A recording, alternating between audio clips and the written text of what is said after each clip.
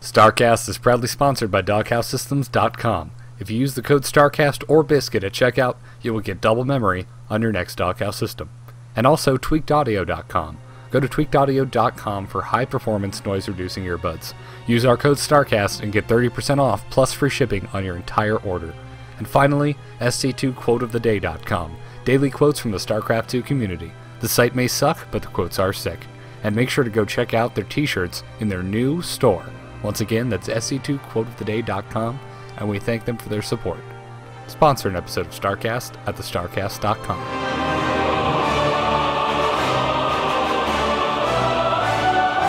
Hell, it's about damn time for StarCast. Incoming transmission. Biscuit.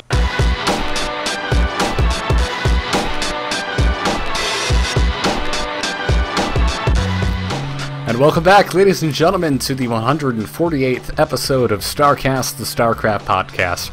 I'm Garrett Weinzierl, and joining me, as always, is Kyle Ferguson. Mr. Ferguson, or Tarask, as your nameplate says, because we throw our handles up on here and then never refer to each other as the handles, so it seems a little superfluous. Gotta throw it in there at some point. Well, you are Saint. How are you doing, Saint? Saintly, if that's a good word. No. Our names don't have a good mash together, though. No, they don't. You're D&D, and I'm just uninspired. Well, I don't think we can make a good, Salask. Or, it doesn't have a good caster name duo there. But doing excellent. This is my final day of the week, taking tomorrow off to go to the aquarium for Kristen's birthday. Oh, wonderful. So, gonna go see some octopi and some otters and, do the whole dolphin show thing. It sounds like just a regular day in Florida. We have all of those. Yep, no manatees, though. Okay, well, honest, they're a little boring. They're like the cows of the ocean. Yeah, well, you guys run over a manatee every time you step outside, right? No, but the warning signs when you're out on a boat would make you believe that. No, they're, no, not that common. Those warning signs are scary. Yeah. Many times I've gone to the beach and had it completely ruined by stingray, shark, riptide signs. Have you ever been bitten by a shark, stung by a stingray, or ripped out to sea by a riptide? No, there was once a massive storm at sea, and I looked down while I was swimming. And this was a massive storm, days before. But I looked down, and I'm out in the ocean, and it's nothing but dead jellyfish. And I am just swimming in them, and they're stinging me, but they're dead, so it's kind of like half-hearted pokes. I'm covered in boils by the time this is done. But luckily I didn't get completely schooled, hospitalized. Oh, that's awful. Anyways, the other man laughing at Kyle's misfortune is our guest host for the evening. He's been on the show before. Actually, exactly 10 episodes ago he joined us. Please welcome back to the program the manager of the StarCraft II section of Team Fnatic, Elroy Pinto. Elroy, man, welcome back. How you doing? Hey, Garrett. Hi, Kyle. Nice to be back on the show once again. As I was saying earlier, I think we've kind of gotten over that little awkwardness that I might have had, so I'm looking forward to being more, maybe a bit more open this show. So. Yeah, which is a good thing, because when Kyle opens up with a story about getting stung by a jellyfish on a show about StarCraft, newer guests would be like, whoa, what the hell is this about? But you're like, oh, well, they open with random stories and then get into the news. So, yeah, so any fun random bits from your week? What have you been up to? Seen any movies or anything? Well, just work basically, and more work. Nothing that special. But this week was obviously the WCS EU regional qualifiers, and that was probably really intense. Basically following the players and trying to make sure that everything is fine for them for 4 days in a row. It was, and they actually finished the EU qualifiers today, so they had till the round of 32 yesterday, and then the round of 16 onwards was today, so technically it was almost 5 days of qualifiers. Oh, okay. Wow, that's intense. Pretty intense, yeah. Yeah. How did your team do? Well, unfortunately, none of the guys qualified. And, that's a shame. Yeah. But great learning experience, I'd say. Definitely, especially from a player's perspective, where you kind of need to just you have to go through these cups. If you want to be one of those invites later on in your StarCraft 2 career, you have to like just do these grind away in these cups. Like I think the last cup especially had started from like round of 2048, which is like I've never seen a bracket that size at all, like in StarCraft 2 or in Warcraft 3 at all. So it was pretty epic. A lot of players, check-in used to get done in like 7 minutes or something like that. So ESL already reaching their maximum number in like less than 10 minutes or something. That must be pretty intense for them. And obviously the players, it's you can definitely see that when the players reach, all the players, not just my players or the young guys, when they reach the round of 16, they're like the most tired at that point because they've already been playing for about 4 or 5 hours or something, and the performances like significantly drop. You see a lot of mistakes happening. Ironically, those are like the most important games, and your concentration level is probably your focus level is probably at the least or whatever, at your minimum basically. So yeah, that was basically most of my week, I suppose. Oh wow, yeah, that's a good point that a lot of people don't necessarily think about when you're in these marathon type situations. It's like, well, the closer you get to the finals, the more tired and probably less well you play. Oh yes, definitely. I think that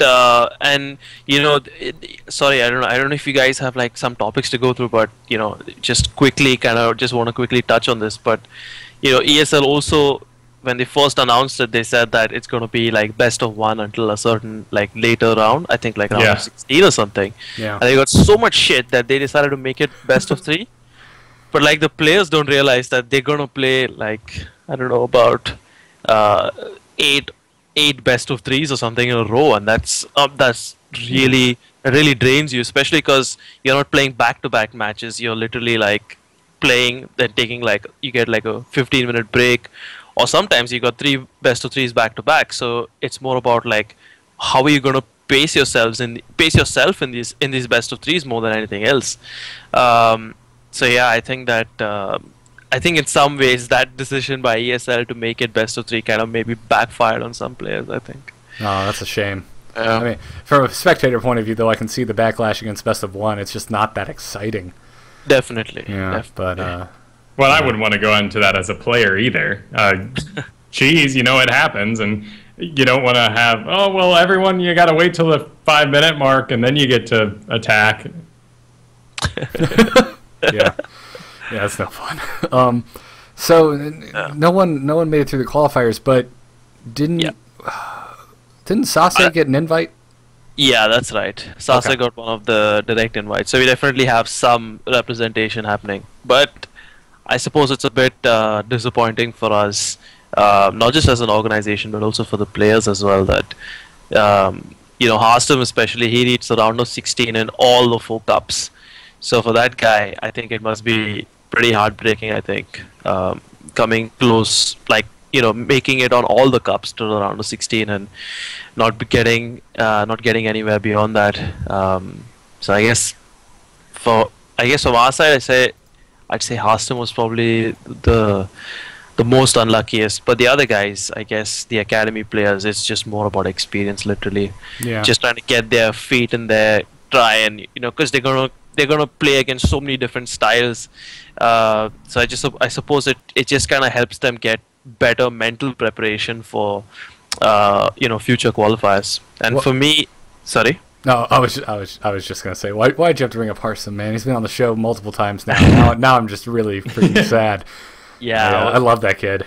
He is really amazing, and always. I mean, we've been like throughout the qualifiers, I'm trying my best to like talk to all the guys before they play, and he always gets off Skype before playing his matches, and normally sometimes players just kind of keep their Skype on and they like they go into the game or whatever. But he always turns the Skype off before going into a match, and I kind of rushed back home to like make sure I could catch his games, and he wasn't online for a while, and I went to Team Liquid to kind of see if like what happened, and he lost already to, I guess, Clarity Gaming's Shuttle, and he lost like 2-0. Like probably in like 20-25 minutes or something.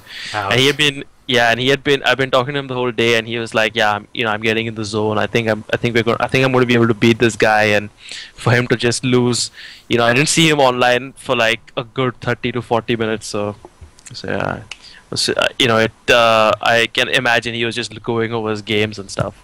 Yeah. But yeah, that's the way it is with these single elimination cups. So Yeah, it's rough stuff. I mean, the whole topic of WCS has been very, very bittersweet for like anyone who's involved in the scene. Like Kyle and I, we're just spectators, and we talked about this at length last week because it was our first episode that we've done since the Noobisodes, where you guys actually helped us out, and Harstam and Nama came on. So it was the first one that we had to talk about news. So we talked about WCS, and that was the first thing we said. Listen, we're coming at this discussion from the point of spectators. We don't have a dog in the fight, so our opinion's going to be quite different. So, But yeah, anyone you talk to who's a player or runs a team or has any involvement in a team, it's very back and forth. They're like, well, this part of it's awesome, but this part is kind of terrible. I mean, how do you feel about it as a whole? I guess like my first reaction when I saw like all of these things, especially when I saw the invites on the European qualifiers, I was a bit upset that more of my players didn't get invites, and I thought maybe Nighten especially deserved an invite, but he didn't get an invite. But going into like my first reaction of the WCS, I didn't think it was as bad as a lot of reactions that came out in the first 24 hours or something. Like Reddit was buzzing with that. Everyone was like weighing in their opinion on this, and to me it seemed a bit pointless as well. So I mean, I know I might get some hate for this or something, but I think that we've not even seen this format in action. Sure, we saw there are drawbacks to it. I'm not saying that there aren't any drawbacks, and there aren't any negatives to it, because nothing's going to be perfect in the first place anyway. You can't be pleasing everyone. In Blizzard obviously has to also attain certain things which they really want. They want to obviously be at the top of the food chain, and they don't want the tournament organizers to be anywhere close to that. So they obviously want to retain a lot of control, and that's basically what the new changes. I mean, the changes in the WCS has been like. It's clear that Blizzard really wants to be in control of all of these things in the guise of trying to develop the community and stuff, which I honestly don't think I don't think it does. I don't think it develops the community long term. I do think it'll guarantee top-notch games. You're going to definitely have you're going to have a lot of top plays happening from across the world. So I think in that sense, from a spectator's point of view of guaranteeing the level of games, it's going to be amazing. What I'm really worried about is that it's kind of killing a little bit of not a little, but a lot of the grassroots. And I think that this is something which quite a few other people have also brought up. But what I'd like to touch on is that I don't think Blizzard kind of realized that when they had this WCS last year, and they had WCS UK and WCS like for all the different regions basically. Right. You had this mixed variety of like players coming in, like players who might not have necessarily been really good, but they still got their shot, because specifically like the Australian region and South American region. Indeed, that's where you're hearing the most flack from, because they were so excited because this actually invigorated their scene. Indeed. And that kind of goes also back to this whole notion of there isn't any global competitions anymore in the truest sense of the word. Like with WCG and ESWC, not really. They'll be like a former shell of their original self. It just seems like there isn't that platform, and the WCS was that kind of platform where you'd have people from around the world competing together. It also promoted like a unique camaraderie between the players, where you have people from different regions meeting up. And how often would that happen normally? It would only be in like a WCG, ESWC, or like BlizzCon. But even that's very elitist in nature because it's only being very selective and being 8 people, competing or whatever. Right. So yeah, I think that, and I think the region which should be most mad about this should be, I think Europe. I think because just by the sheer diversity of the number of players that come from these countries, they're not gonna, they obviously there are players who've qualified and there is representation, but you're not going to see any of these little breakout stories that were there, in last year. For example, with in the UK scene, you had this guy from, I think, Team Western Wolves, Zicto Mini. Like this guy, he kind of got to rise to like get some fame, get some fans, and you also had like, Suppi at at the big WCS global finals, and you had all these stories coming up, and I'm sure there are going to be new stories in new storylines, new heroes coming up and stuff. But I think in general, there will be a big impact, like going into next year. I think it's going to be a lot. Sorry, it's going to be a lot. It's going to be a lot harder for like the newer guys to kind of make that splash. Anyway, sorry. Yeah. No, I agree completely. The problem was their stories were awesome to see, but then when they finally got to the finals, it really showed the dominance of the Korean scene over the other areas. Mm-hmm. That's true. But I mean, I don't think that should be. I don't think that should let any of us, make I mean, I don't think that should be like the comparison we are looking to make. Like, I mean, sure, of course, these guys, like the players coming from South America and the players coming from SEA, they're like really passionate individuals. Their local scenes do not even allow them to be like professional gamers. They're just mostly driven by passion, and in the truest sense of the word, in esports, that's what esports is actually. It's that passion that's being fueled by people who are not really like super professional about it. They're people who are more driven by their goals, that they just want to go and like show themselves and be able to like maybe take a few games off people or something like that.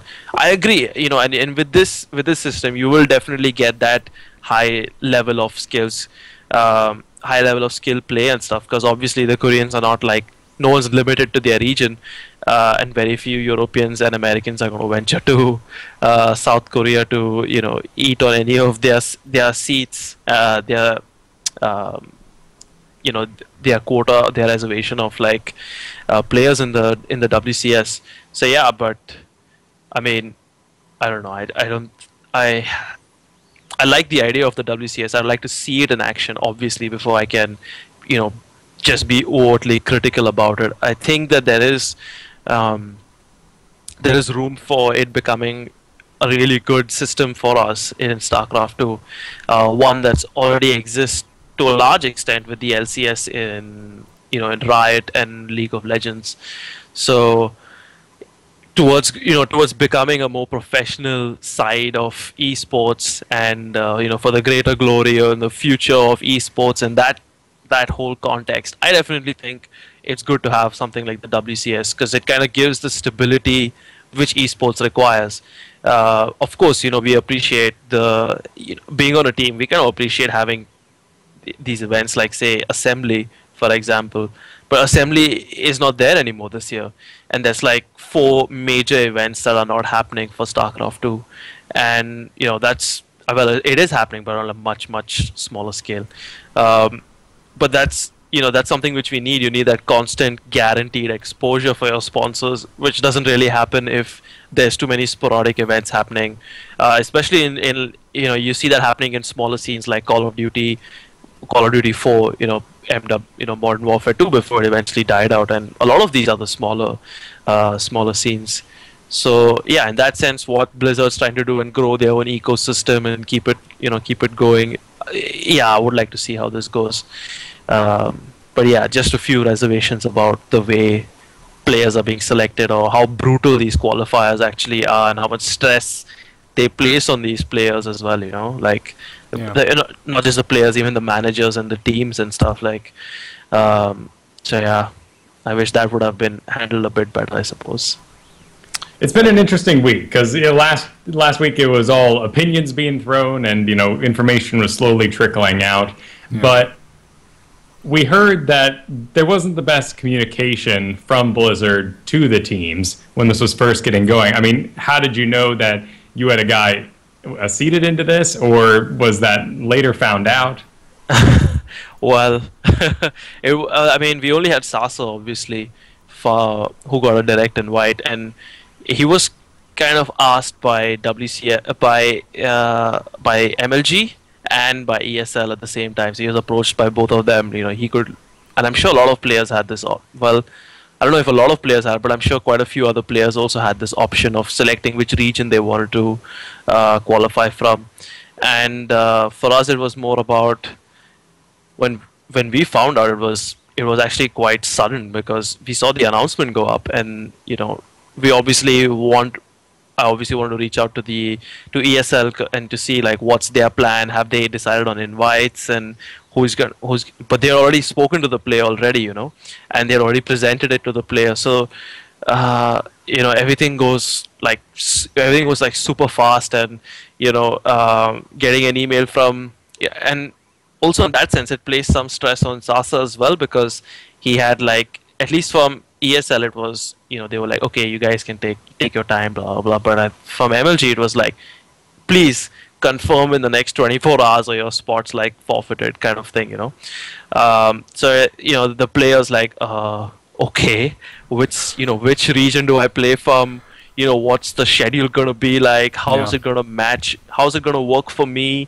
What doesn't make sense for me? Which and then at that point it was also like, North America was obviously gonna get like a bucket load of Koreans that were gonna want to play, because for the online phase it makes more sense to play from the North American server. So I think from Fnatic's point of view, I was kind of really adamant that he should just play it for WCS EU, because he was also gonna come back. I mean, he's currently in Sweden right now because he has to play his esport SM games basically. So, it kind of made sense to just have Sasa play from the European region, and obviously there are going to be players who write stuff like, yeah, I want to play from like WCS Korea and like dominate and make it out from there. But from a team's perspective and from a player's perspective, you want to go to that later stage in the tournament. Right. You want to be a top contender, and Sasa's definitely a very strong contender from the EU region. So I would just hands down, like for me it was a no-brainer. At least I know he kind of was deciding on which server he really wanted to play on, but I think it was EU was definitely the way we wanted to go about it. Yeah. You mentioned earlier some frustrations with the EU WCS, but here in America we've of course been like, we're getting all the Koreans. People are trying to decide to come to us, and what was the reservations about being on the EU server? You mean like just in general the way the tournaments are run, or? Oh, with the WCS. Oh, with the WC, right. Well, I mean, so firstly with the invites, it was obviously, not 100% clear how they were inviting players. So this, invites are always very vague in nature. And that's something which I find a bit disturbing, not just from the times when I had players who would just get, no-brainer kind of invites, times when I would wonder why even my player even got an invite in the first place, because it's ethereal. It's like when you watch some award show like the Academy Awards or something, you're like, well, who the hell decided this movie wins? Like, exactly. So, and now that I'm in a position where we've restructured and we got a more younger team that's more like fairly unheard of at this point in time, Yeah. So I've got to, it's obviously a bit more uphill right now, because now I have to be like, oh, okay, so I need to send out, applications and stuff. And it was just made absolutely clear that, whoever they wanted to invite, they're already invited. Yeah. There was no real room for an application, or there was no real like room for even a discussion, and it was very straight out the board that they had done this already. This is how it is. You guys deal with it.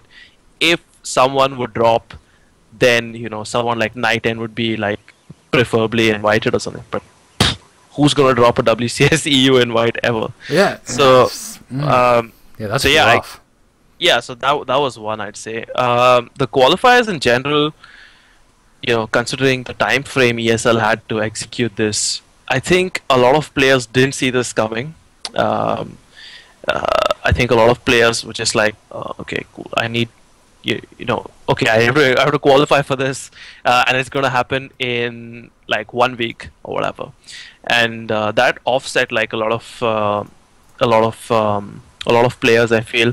I remember talking to the guys, and they said like, ever since the WCS was announced, no one was like practicing against each other. Like no one was playing any custom games against each other, because nobody like trusted the other person with like the kind of strats they wanted to use and stuff. So even from like, it was only like teammates practicing against each other and stuff.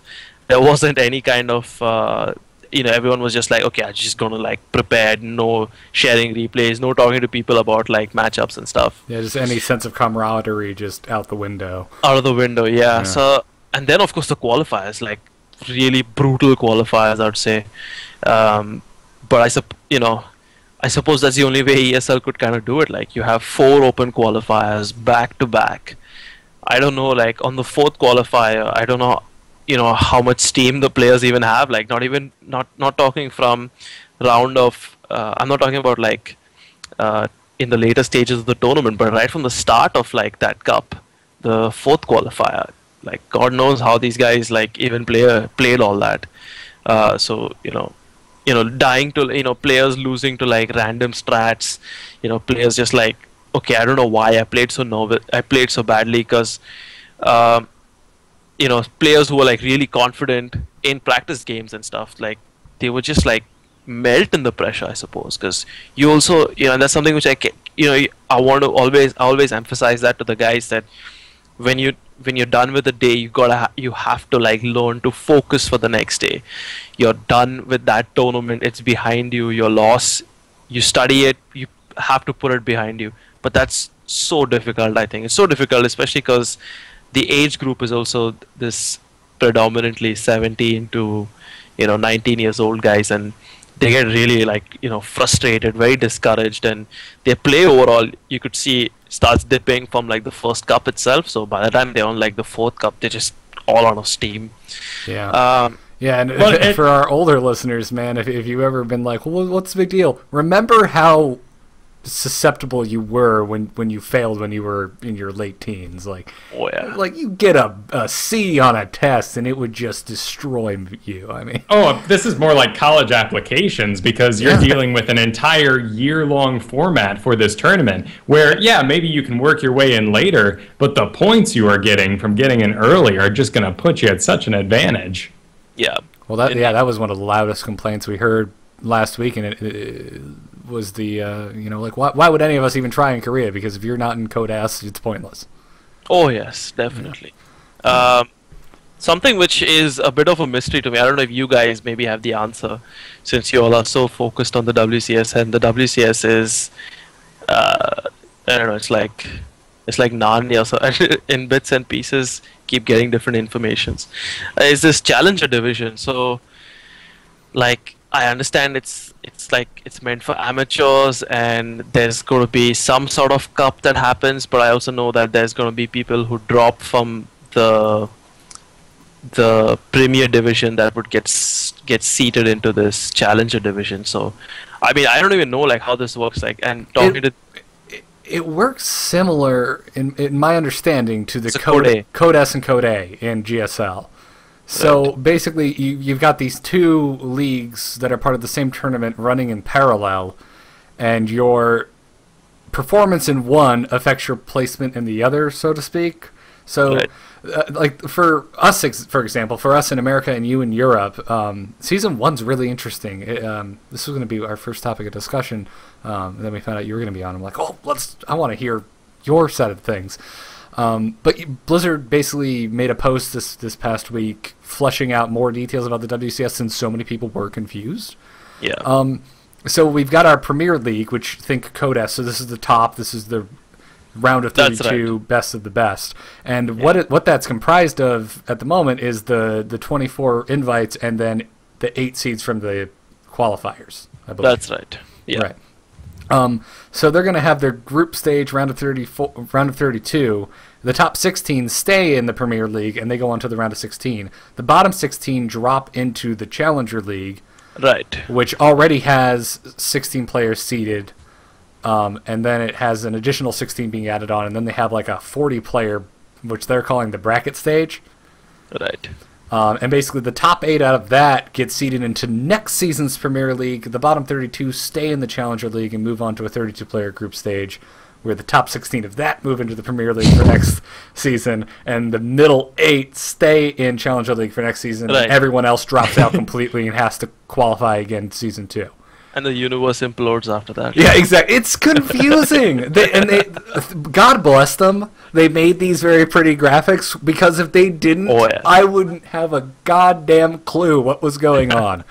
And honestly, I think the only reason I even have a slight understanding of this is because I'm such a fan of GSL, and this is more or less how it runs, with obvious differences, and it's not quite as ass backwards in my opinion.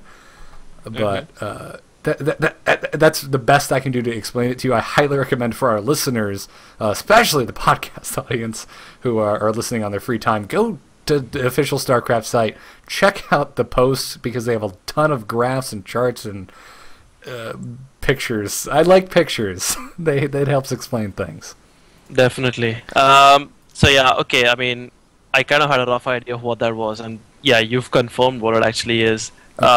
So even this Challenger division, like, it's going to be obviously, you know, in this kind of system, you're going to get like the best kind of players coming out, but I don't have any complaints about it. I think that most of the players that are upcoming, they have to break into this, and it's kind of, I suppose it's kind of similar to this GSL, the first 3 seasons, when it was held, back in, it was monthly. Do you remember that? It was October, November, and then December, right? Oh yeah, it was just back to back to back. And yeah, and those guys, like the guys who were like Codes and that, they reaped the rewards for like almost half the year until they revamped the whole thing. Sitting in Codes, playing like 2 or 3 games, losing, whatever, you still continue on in Codes, and there were guys who idled in Codes, so to speak, for like months on end. It became like this kind of velvet rope section because the game was so new and the tournament was new. Yeah. They just didn't have the players to pull from, so the people at the top stayed at the top. I mean, now that is not the case. You watch GSL, I'm constantly seeing players. I'm just like, wait, who is this? I've got to keep Wikipedia open to keep tabs on some of these players. Well, and every startup tournament is going to have this, and it sounds like things may have been a little bit shady, particularly with, MLG and ESL both kind of competing for the same players, or just pulling names out of a hat, or maybe based on the numbers of viewers during the matches. Yeah. Yeah, I don't want to dog too much on the negatives, because we talked a lot about the negatives last week. But the other big thing that came out this week is that we're in the middle of what is pretty much a straight up GSL Codes season. They might as well call it season 2. It just happens to be counting towards WCS points, so they changed the name. But since it's a WCS, the prize pool is not nearly as big as what a usual GSL would be. Right. So it's just so freaking weird. I don't know. Like you said, Elroy, I'm kind of just trying to take it in stride and let it play out and see how we feel at the end of this. Because it's going to be a bumpy startup. Anytime you're just like, well, this is a brand new tournament, and also they're trying to interweave existing tournaments, it's going to be off for a bit. There's going to be some hiccups. Yeah, definitely. And, they announced this with like barely any kind of with barely any kind of buffer zone for the players or the teams to kind of digest it. So yeah, I mean, I wouldn't be so negative about it. I think that if we see how it goes, obviously, then we can kind of get on our high horses, all of us, and then sit and discuss about it. Yeah, exactly. One last point I wanted to bring up while we're on the subject of the different leagues. We've got the Premier League, we have the Challenger League, and then we have everyone else who is either dropped out or not qualified. Is the point system, which is the other thing that Blizzard finally fleshed out this week. They gave us like another good infographic showing exactly how the point system functions, and that's where the big difference between the leagues shows as well. You get way more points from wins in the Premier League than you do from the Challenger League. Right. And then on top of that, on the thing that confuses me, and I cannot find an explanation for it, is on the Challenger League. Infographic. Well, yeah. Well, there is one. Again, on the sorry, I cut you. No, it's okay. And the Challenger League for America and Europe, 1st through 8th place gets 100 points. But on the Challenger League for Korea, 1st through 12th place gets 100 points. And I can't find a reason why they're dishing out more points to the bottom 4 places on Korea as opposed to America and Europe. I find that odd, because everything else, it looks like, I'm making sure I'm not lying to you guys. Yeah. No, you're absolutely correct. It's here on the infographic for point systems. I mean, you Everything can make an else is assumption that it's a more competitive scene, so you're going to have players who deserve more points, but it seems odd. But the world is odd right now for StarCraft, because we do have this extremely weird separation where, the GSL has built a community over many years, and then we have the European and American scene going, well, this really isn't helping us, Blizzard, because we want to have a scene like the GSL. We want to get a little more localized. We want more money moving through us, not money moving through the whole world and what we assume will be Korea again. True. Yeah, and we're already starting to see a lot of the teams in America try to centralize. We've got multiple teams now moving out to California. Which is great. It's sad that it's going to take as much time as it is. I mean, we really need to have patience through this. And again, it's so hard when people are just bleeding money at the same time. But this did not happen overnight for Korea. In fact, when you look at the numbers, a lot of these things were players who were doing really well, like Boxer, deciding to foster this scene with their own winnings money. That's right. Yep. Someone has to kind of step up. There's always going to be the case. I mean, even in Europe, you had like all these big teams, like back in the day at least, SK, and people just kind of all started off as like clans back then, clans as they were called, and then they just someone had to take like the initiative. Someone had to kind of like stand out and try and strike it out by himself. I suppose that hasn't happened too much in the North American scene, and I suppose now of all would be probably the best time, I guess. You didn't see that many teams rising up, or even if they did, they unfortunately came to an end really fast. So yeah, I suppose that's needed at some point. Yeah. So anyways, I don't know. I think that's a good stopping point for here. Elroy, did you have any closing statements on the subject of WCS? No, not really, actually. I think that we just see how this goes, see how it plays out. Yeah. I think that what I hope does not happen, but I hope like a lot of the European players and the North American players. I mean, I don't mean to be biased against any, against the Koreans or something, but I really hope we have some players standing up and doing really well, because I think that's really what the scene requires. That's really what the WCS should be about, that we get to see these amazing stories coming out and standing up against the best. So otherwise it's just going to be every single tournament in 2012 all over again, and that would be boring as hell to watch. So yeah, and I don't think anyone can fault you for wanting to root for your region. I mean, you were saying you didn't want to be biased. Be biased, damn it. You're in England. You should root for your team. You should root for Europe, because you better damn well want to be sitting over here rooting for America. So, well, and at the very least, if we don't have foreigners taking a winning cup, at the very least, this Challenger League might be somewhere that we can foster up-and-coming players. It's a little scary because the fostering is not the money we hoped. I mean, if you're first place in the Challenger League, you're walking away with $300 for your troubles, and that's not too much. No, it's not. I mean, the overall prize pool is impressive to look at. I mean, they're putting $1 million into this thing, but the way it's broken up, I mean, unless you end up winning the whole thing, it's iffy. But right, you do get $100,000 for winning at first place, and that does take a full year of qualifying and competing to do. That seems like a reasonable amount. Yeah. But even down to second place, already you're down to $45,000, and That's right. it looks a little strange. Yeah, and like we said earlier, with GSL going right now, you're looking at something that would have probably had a $40,000 plus prize pool. It's now sitting on, what, $20,000, I think, for first place? So... Not prize pool. They usually do 40,000 plus for first place. I apologize. Trying not to lie. I'm doing it unintentionally. I think just something to add at the end of this, I suppose.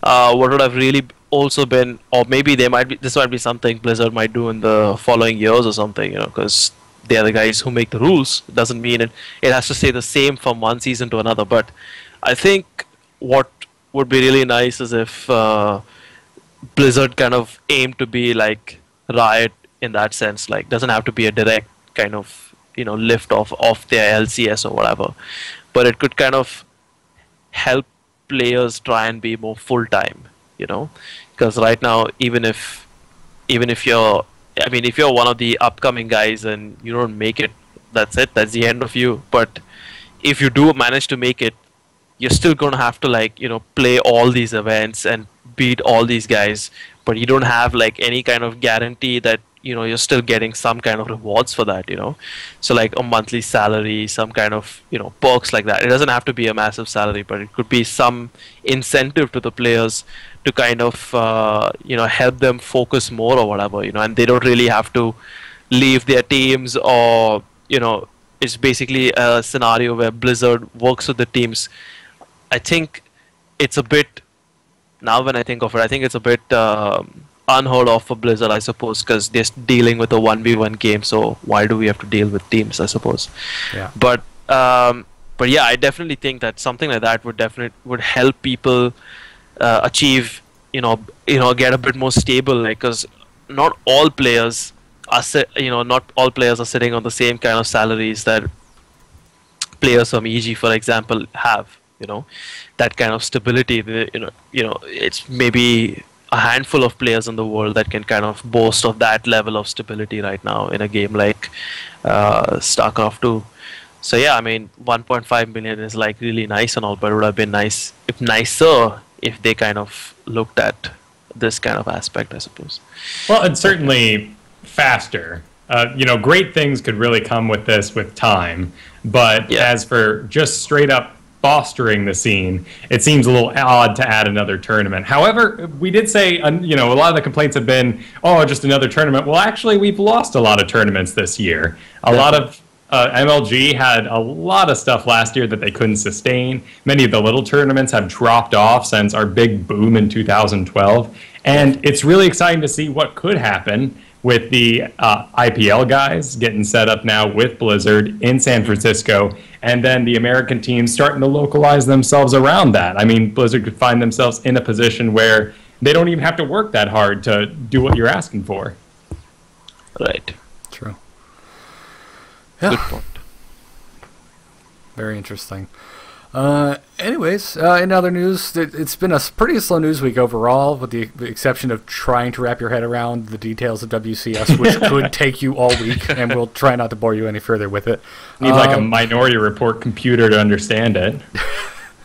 Yes. Wait, play that back. Even though I would recommend, Kyle, you go back, watch Minority Report. I love the movie, but that user interface is incredibly inefficient. I would hate to compute that way. Having to constantly hold my arms out in front of me and wear gloves and then have shit carved into wooden balls. Yeah, what is the point of that? Designed by Blizzard, actually, with the ball colors and the Challenger League rolling by. That's a good point. The 3 precogs down in the pool. They're deciding who's in the tournament. These are the invites. We figured it out. Blizzard has a pool full of jelly babies popping out player names. Red Ball. There you go. And then a hovercraft appears outside his window. People repel in and take him away to the WCS. That is how they do it. Anyways, talking about teams moving out to California. Root Gaming is they're taking the crowdfunding route to help fund their team house. It's not going through Kickstarter or anything. I believe it's just running through PayPal. But it's the same basic idea. It's interesting to see a team doing this. They've got different perks for different levels of donating. They're giving away shout-outs and jerseys. And I think if you're the number 1 backer, you get to go stay in the house for a weekend, which is interesting. So I just run around distracting the players, just trying to screw with them while they're streaming. That'd be fun. And then I'd never get invited back. It's being done with a lot of goodwill, which is nice. However, it does seem a little odd, and then the second you see this sort of thing, your mind immediately goes, well, it is video games after all. But the WCS has really highlighted how important it is that people, don't have to worry about taking out the trash in the middle of their day, or even worse, going and making sandwiches for 8 hours. Oh yeah, well, we were last week when we were talking about the initial reaction to WCS, and we were discussing that that podcast that Total Biscuit put out. It was interesting because he mentioned, well, guys, we got to pay for like maids and crap for our team house, and it's like it's not really a luxury. It's like these guys need to play and not worry about fighting over who has to clean the dishes. Like, oh yes, if it's related to, I think you definitely need to have some kind of maid in place, or you have to have people draw sticks, and then this guy has to go and. Yeah, man. I mean, if anyone who's been to college and lived with 3 other dudes, it just becomes this penis measuring game of, well, he hasn't done plates and he hasn't cleaned dishes in 4 days, so that's straight. I'm just gonna start eating off paper plates and throwing it away because I ain't cleaning his stuff, and it just gets so ridiculous. But yeah, Kyle made a semi-good point. It's video games, but this is we love this stuff, and this is absolutely something I think. That is worth your time. So we like Root. We're fans here. Definitely check out the previous episode we had with Vibe on it. And if you're a fan, definitely go help him out. Actually, Elroy, is there any talk of a new game in-house for you guys? I'm not sure really at this point. I think it was back in like January or something. You guys had talked about possibly opening up another one, but potentially, yeah. I mean, it's always something worth doing. Yeah. But it has to be something that's really well done. You kind of need to make sure you're gonna have that kind of exposure guaranteed from that house. Otherwise, you're just what are you doing? You're just putting 5 guys, 5 20-year-olds, just playing games the whole day, and that's not the way you're gonna get more sponsors or get more stuff done. I at this point, I mean, I would rule out having a house for a while. I think something what would really help the team would be a boot camp of sorts, where since everyone's located in Europe, we get all of them together in one place. Just has to be like for a week or something. Get the guys to like just interact together, discuss strats, practice. Those kind of one-off boot camps, I think, might just be far more rewarding unless you have a dedicated league that you're working towards. That's what I would feel, at least. So it works in Korea because they have GSL, GSTL, and Pro League as well. Yeah. So it kind of helps in that case, having everyone around, because it's like they're going to do their jobs or whatever. But for the remaining people, like in Europe, there isn't like that active leagues that are present. So Yeah. I think boot camps, one-off kind of like getting people together, to talk to fans, do an AMA or something. That's where they would probably get their chance to, kind of show off their personalities and stuff, I suppose. Yeah. So yeah. Yeah, that would certainly be good for focus to have an end goal in mind. In Korea, they certainly have coaches that can keep them focused all the time, even if they're not actively working towards a league. Right. Would you take a team house if it had to be a 24-hour reality show. Maybe edited down, maybe they sit you in the booth and make you read the script from time to time. But Blizzard has said in the past that reality TV could be really awesome to help the scene out. Right. God, I nice hate question. reality TV so much. I know. Would you subject your players to this? I don't think so. I don't think so. Well, from my personal perspective as a manager, I suppose, to my players, I wouldn't want to subject them to that. From a business point of view, however, it might, if it's going to guarantee X amount of, we have to also survive at some point in time. So maybe it might work out. Maybe it can actually happen. Obviously done on our own terms, and done on our own with our setup, the kind of stuff we want. I mean, I like this idea of route, where you kind of get to visit the players and you kind of like spend time with them.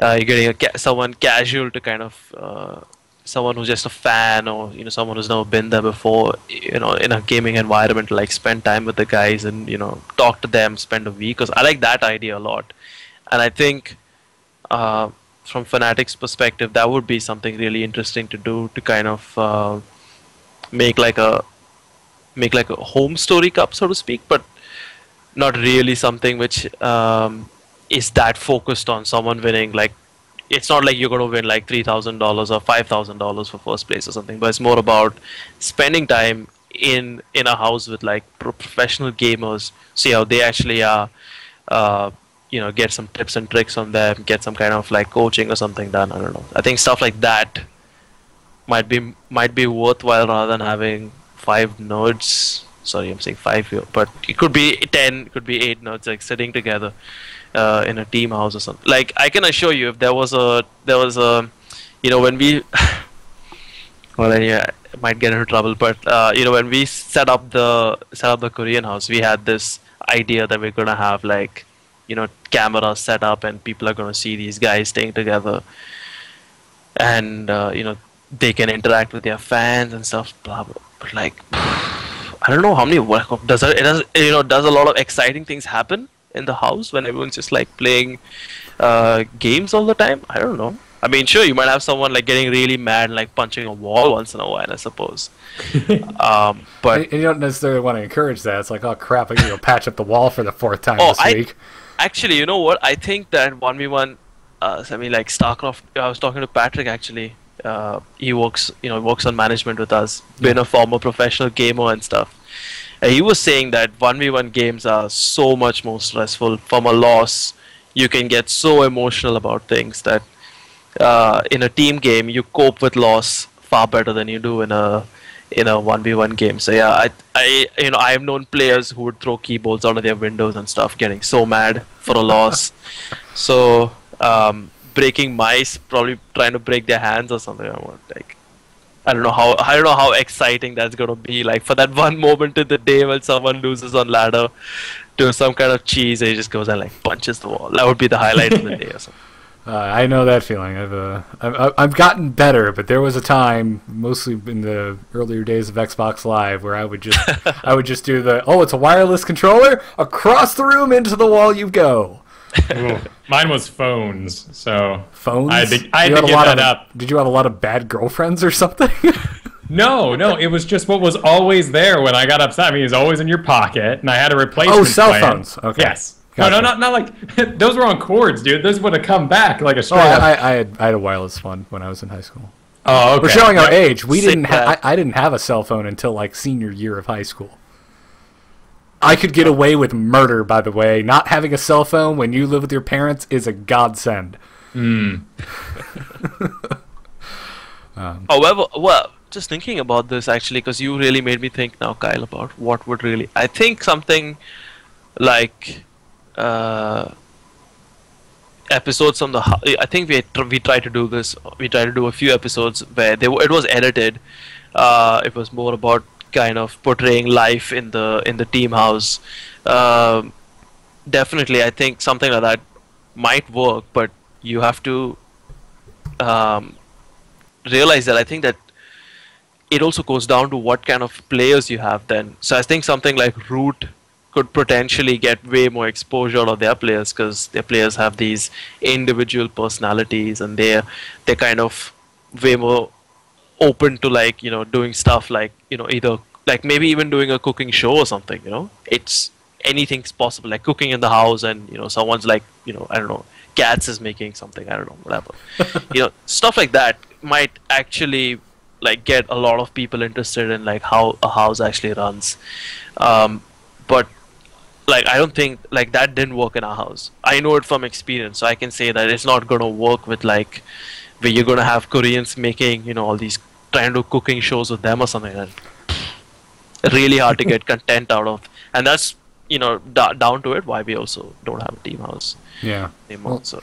It's funny, man. I mean, stripped down content, or whatever you want to call it, is really, I mean, has gotten really popular over the years. I mean, that's how podcasting took off in the first place. I mean, if you get a couple pro gamers around in the circle, all just like having a beer, talking about whatever, there's going to be a market for that. There's going to be people that want to watch that.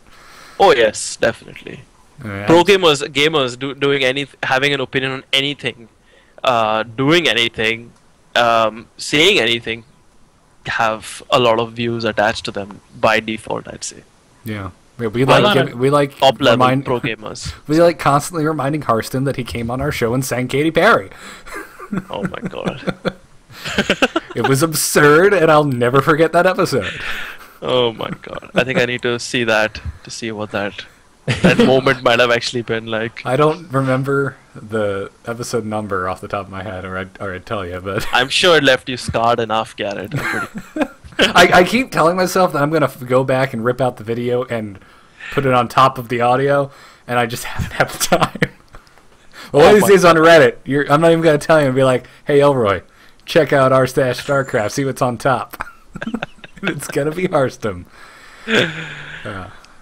Okay, I would clear that with him first. I'd like him to come back on the show, but serious now. Yeah. I'm impressed that any player actually has personality, because StarCraft is a game of mechanics, and I was expecting everyone to be like chess. And yeah, oh, so what would you do in this? Well, I do what's best in that situation. Oh, that's a thrilling answer. Thank you. Yeah. Well, that's why all your most popular guys, I mean, those are the people with your personalities. It's why people flock to Day 9 stream, or Idra, for example. Idra is incredibly vocal about his opinions, so people want to hear what he has to say. Or just watch him rage, one of the two. Well, to my knowledge, this team-funded house went up today, and they're already at about $3,600 for the grand goal of $25,000. Oh, that's amazing. Nice. That's progress right there. Anyways, Elroy, I know we promised we wouldn't keep it past an hour, so when it comes to the results this week, I'm not going to get into the nitty-gritty about GSL.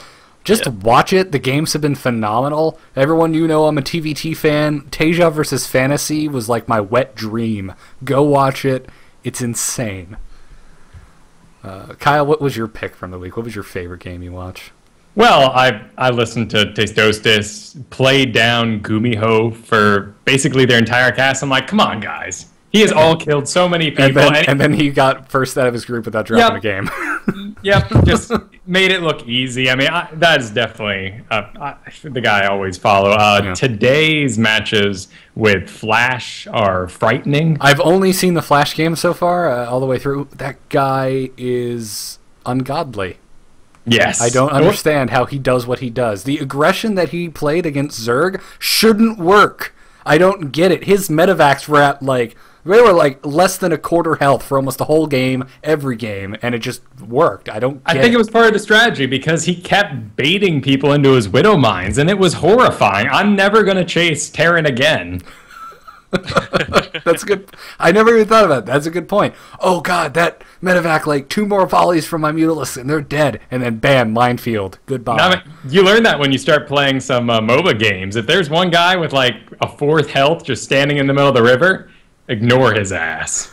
So he's baiting. He's baiting, yeah. Definitely. Yeah. We haven't even gotten to talk Dota much with you yet, Elroy. I know you're a big fan of that. You see that hero sitting over there. You so want him badly. You go in for it, and you know you're gonna die, right? You know it deep down inside you're gonna get counter ganked. You just have to do it. I've been playing a lot of Smite, and the character I've been playing is an archer, but she's wonderful at escaping. So then I get into Dota and I'm playing Drow, and I'm just like, shit, this is not the same game. I can't do what I do in Smite. Did you get a lot of hate for playing Drow? Sorry, I do, because I'm terrible at it. I'm so bad at playing a carry in Dota, but I really enjoy the mechanic of that class. But I'm just.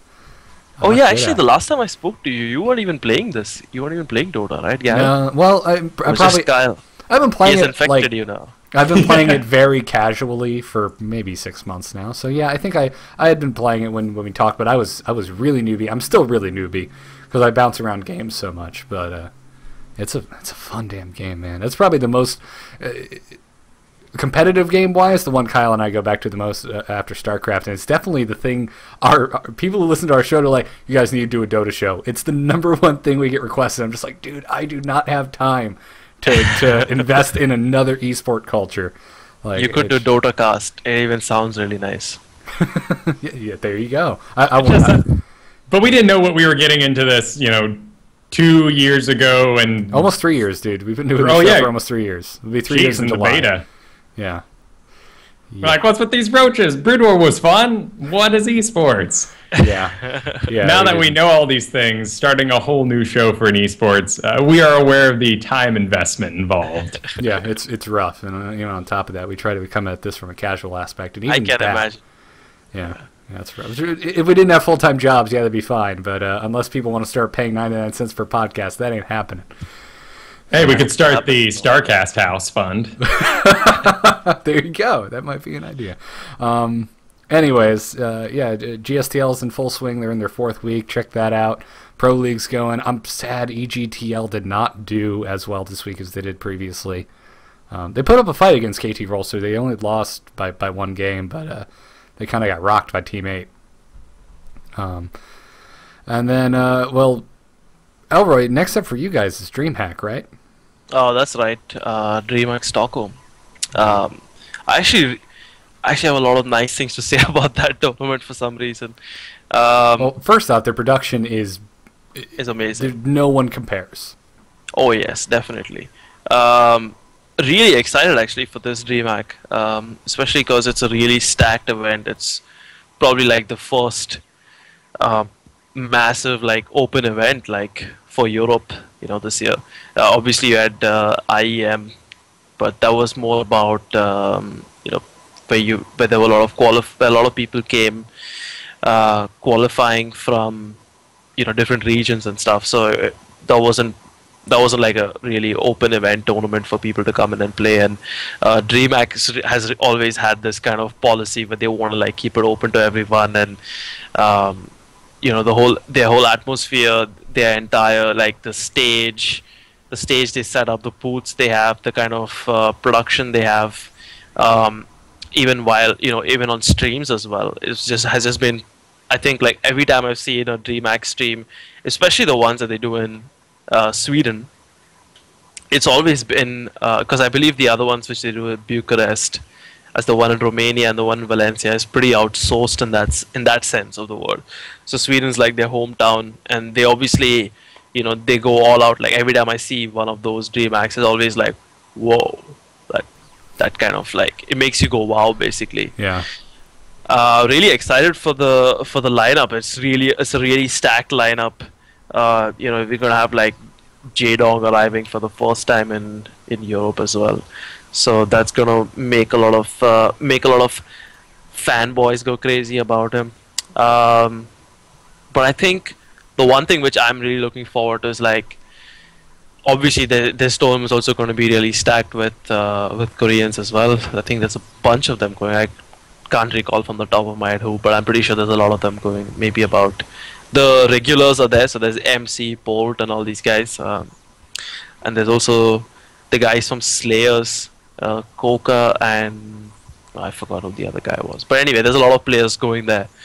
Really hoping to see some kind of breakthrough for some of the younger European players over there. There's a lot of them who've signed up, actually, a lot from Sweden, specifically, and that's maybe something I can, sorry, not I, but maybe we could like look at, maybe if I ever get to come on, is this Swedish scene, which is turning out to be quite an interesting one actually. I think not getting the kind of recognition and the kind of attention it deserves, because from what I understand, like the government also gives a lot of incentives for people to have like esport teams and stuff. Oh wow. That's awesome. Yeah, yeah. looking at the flag list here on Wikipedia, and there is a lot of Swedish guys. Definitely. But yeah, my personal opinion is that we're going to see some. I think the Europeans are going to do like really well. I don't know how you guys feel about it, but yeah, I'm looking forward to some kind of first big event for Europe this year. Well, major event, open event, not just stacking invites all the time, and just curious to see what kind of format they use. Also because DreamHack's, I suppose, the only event that kind of retained the same stops that they had from last year. So if anything, I think they've added one stop this year with DreamHack Stockholm. So they also have DreamHack Summer, Valencia, Bucharest, and then like DreamHack their winter finals, yeah. Oh yeah, winter finals are going to be pretty epic as well. So Yeah, no, DreamHack is one that I do not miss now. Like back in the day, Kyle was saying, when we were first started getting into esports, I was just like, oh, I'll watch MLG and GSL, because MLG is my home tournament, and GSL has the best players, and that's just what I stuck to. And to the point, still, I mean, GSL is the one I watch religiously, but like, if any of my friends who aren't into esports, and if they're like, oh, well, what's it about? Like, if I have one chance to show them only one thing, I show them footage from a DreamHack, because there's nothing like it. I'm like, yeah, GSL has quote-unquote the best players in the world, but the production and just everything about DreamHack just oozes professionalism. Yeah, exactly. Well, especially that iconic image. Sorry to cut you off. That iconic image of all the monitors like lit up, from an aerial perspective. Yeah, and the obscene amount of spectators. Yes, Like, and pyrotechnics. Yeah, yeah. They're just everything they do is Guy great. likes the pyrotechnics. Yeah, man, you gotta get people excited. I mean, at the finals, you gotta cover them in confetti and get people amped so that they stay for the whole ceremony. Indeed. Otherwise, people start thinking about their parking situation. That's a good point. Start planning their escapes. Well, I'm really excited for DreamHack because the GSL has certainly shown us that the old big pros that were winning in the past 2 years, they're not quite sure what to do with this new game. And players who have had the luxury of enjoying this game from all the way in the beta of Heart of the Swarm are doing excellent. In fact, some Protoss that were kind of having some trouble getting together, well, now they've got Mothership Core and they're like, oh, I used to play Warcraft 3. Everything makes sense now. I'm awesome. That's a good point. That's a very good point. That's great. But yeah, no, I can't wait, man. I'm stoked for DreamHack. So, anyways, we got some emails here. Are we keeping you, Elroy? Do you need to buzz out? Well, if you guys need me to answer anything, I'll be I glad believe to. we have one question. I'm Yosada. surprised I even get a question. Yeah, Yosada wrote in. I actually think you answered most of this. He said you said that Fnatic's team manager was coming on, so I've got a question for him. You recently pulled back from Korea and decided to focus more on the EU. What will the average esports fan see come of this?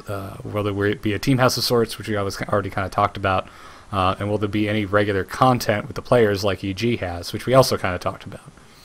Yeah. Well, hi, Yosata, I suppose. Well, I would like to touch on one thing which he said that, we decided to pull back from Korea and focus on EU, and what does the average esports fan expect of us? Going from a team that's been in GSTL and, now moving on to, with a younger lineup, we also tend to struggle in team leagues online. We recently couldn't make it into the Team Story Cup, which is probably one of the biggest team leagues outside of GSTL, simply because it's got LAN finals. So Acer Team Story Cup, I suppose, yeah. So we couldn't make it in that qualifiers, and I think we've not done so well in team leagues in general as well. Not to mention our solo results have not been like, I wouldn't say up to the mark. We've got Sasa, who's obviously going to be our main, our main brand basically that we're going to build on, and we also got Knight and Nama and Hearthstone, and then we have the academy. So we most likely going to add a fourth player to the academy. We got Mini Razor, Zanster, and Pink from Denmark. So we try to introduce the Zerg into our lineup because we lost. It was kind of strange. At one point, we had these long list of Zergs. Moon, Bjol, Jay, and a bunch of academy Zergs as well. And now we don't even have any Zergs anymore. So definitely, that transition has been quite hard to take. I think going from like one of the top teams, and everyone's like, yeah, okay, guys are so awesome, blah blah blah, and now a lot of fans actually from back who were supporting us have like kind of reduced their support or kind of stopped supporting us, because now it's more like, oh, okay, Fnatic, just another European team or something. But what I think is going to benefit us, and this is something which I did consciously in previous team leagues when we played, was that I would always let the experienced guys play to kind of claim the wins and scrape through, but also always try to develop the young guys, the academy players in those team leagues. Oftentimes we'd lose, but it was still worth it. And now we're losing even more so, because it's going to be that phase when we are growing, and realistically I expect the academy guys to develop by the end of the year, almost towards the end of the year, where they're going to build up that consistency of playing tournaments, practicing against each other, just getting to know more players out there, because they're fairly unheard of. So they're not sporting too many practice partners and people who want to play custom games and stuff.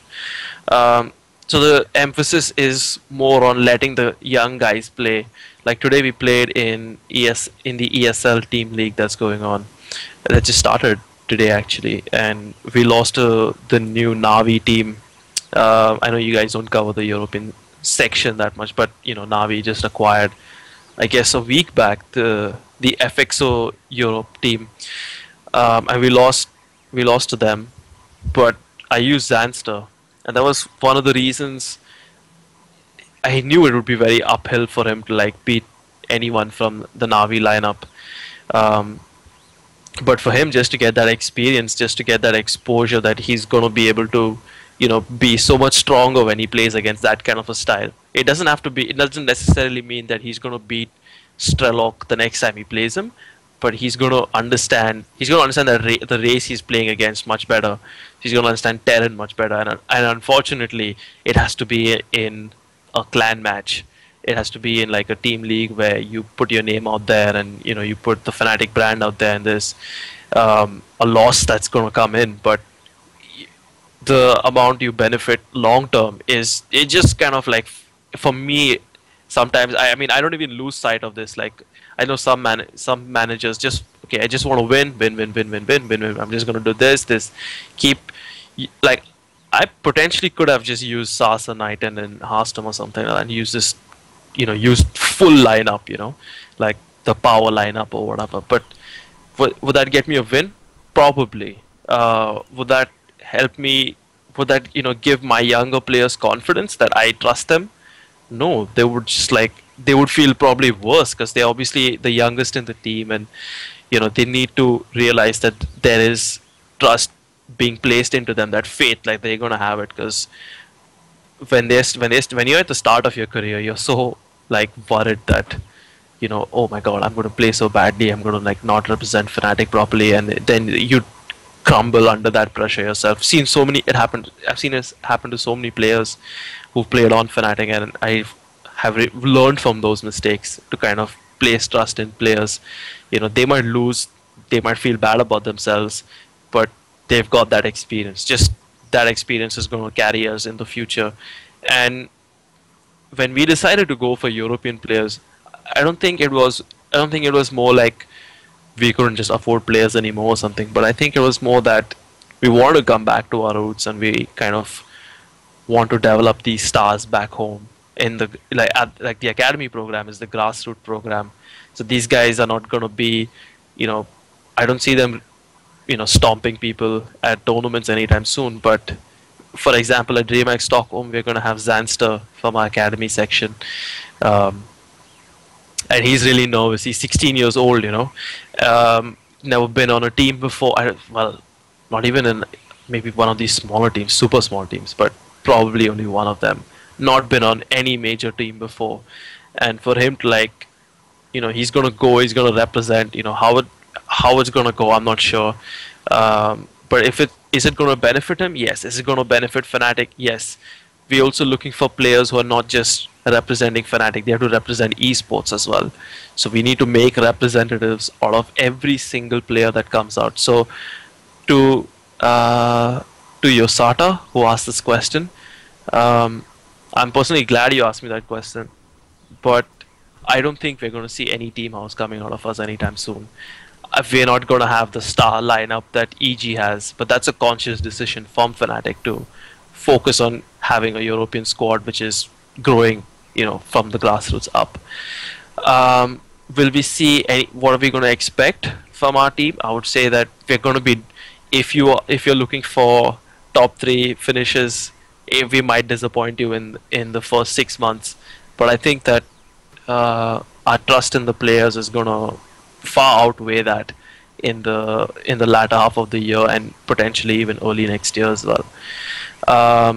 So yeah, as for content, well, I think there's going to be a lot more content coming out of the guys because everyone can speak English. I think it's just more about how the guys want to split their time up, and the academy guys have to focus on playing.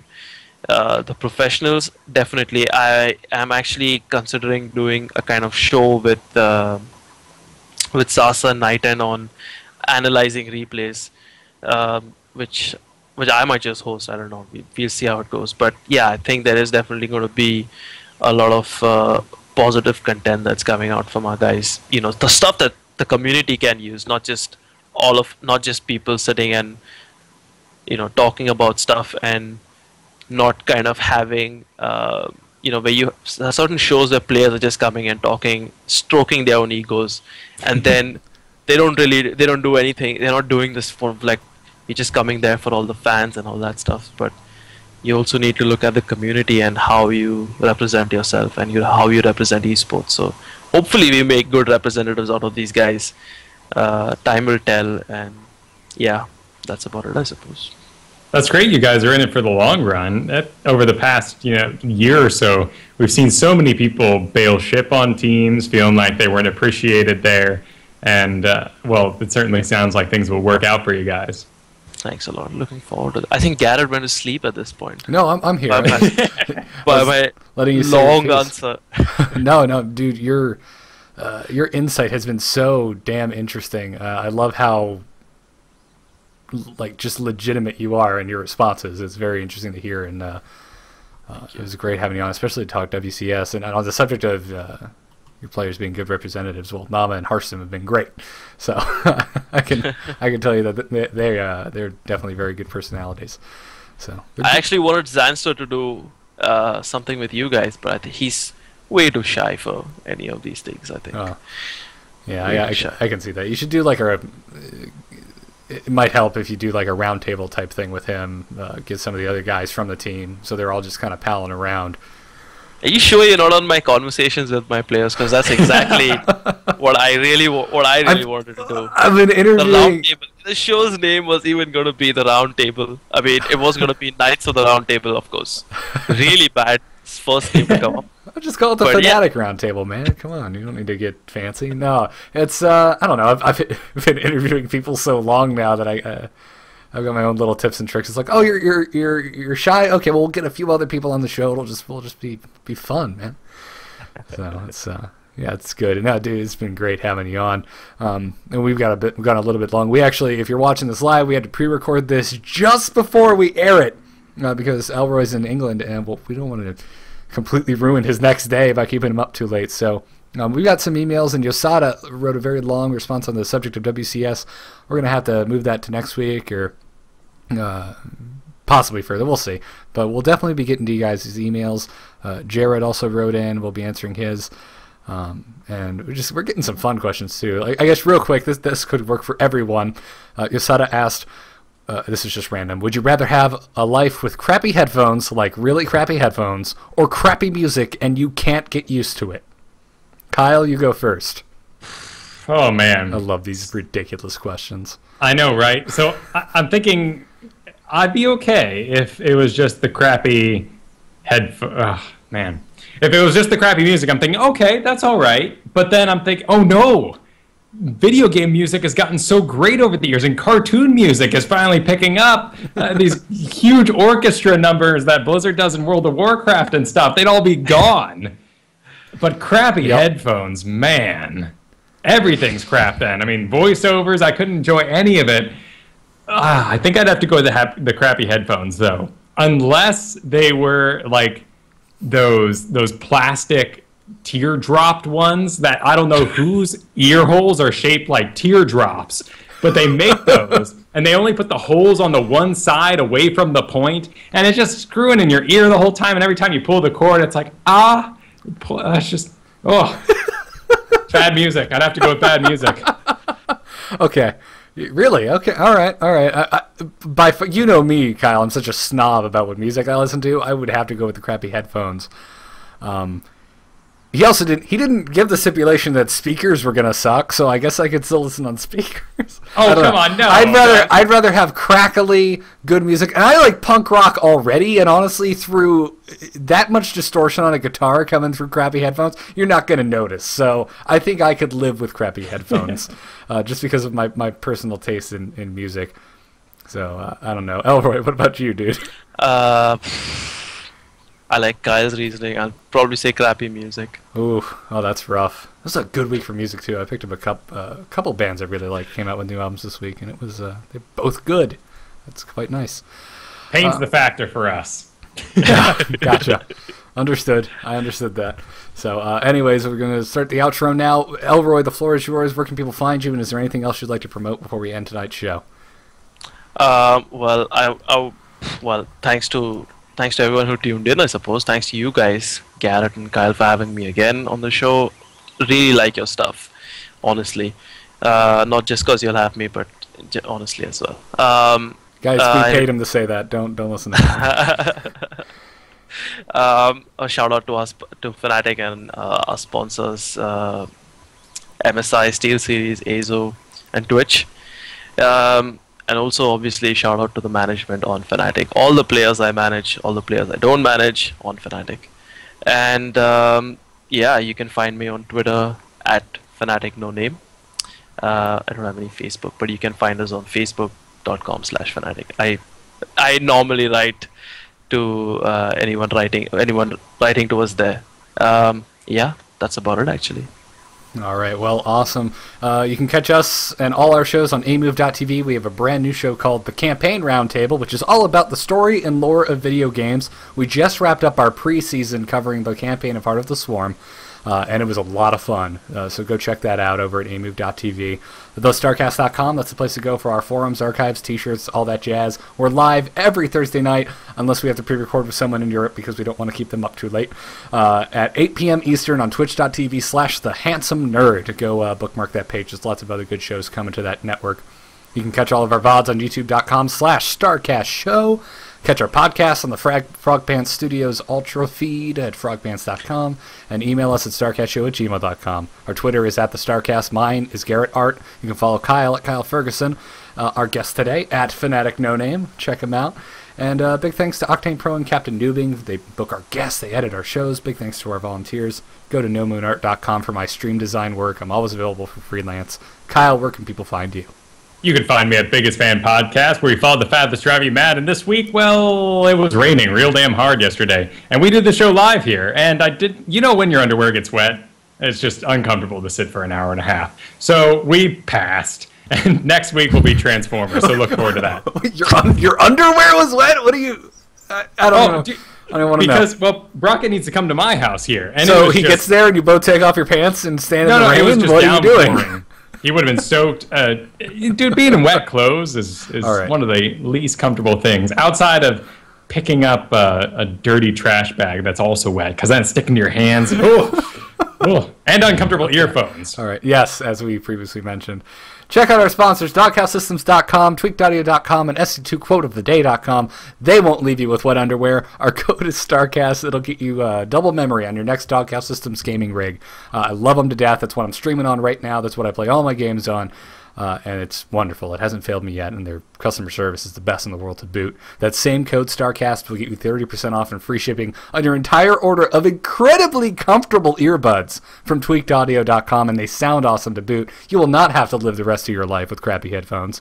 So check them out. And, of course, SC2 Quote of the Day. Follow them on Twitter at SC2 Quotes. Check out their website. And check out the new app that's on iOS and coming very soon to the Android marketplace. We thank them all for their support. We'll see you next week for episode 149. Our guest will be Kevin Naki. We'll be talking about the IPL buyout. And I'm sure even more WCS, because this subject cannot leave us. So until then, everyone, thanks again to Elroy, Pinto, dude. Go to Fnatic.com, support them all, check out the new episodes that Nama and Harston were on, and we'll see you all again. Have a good one. Take care. Nice.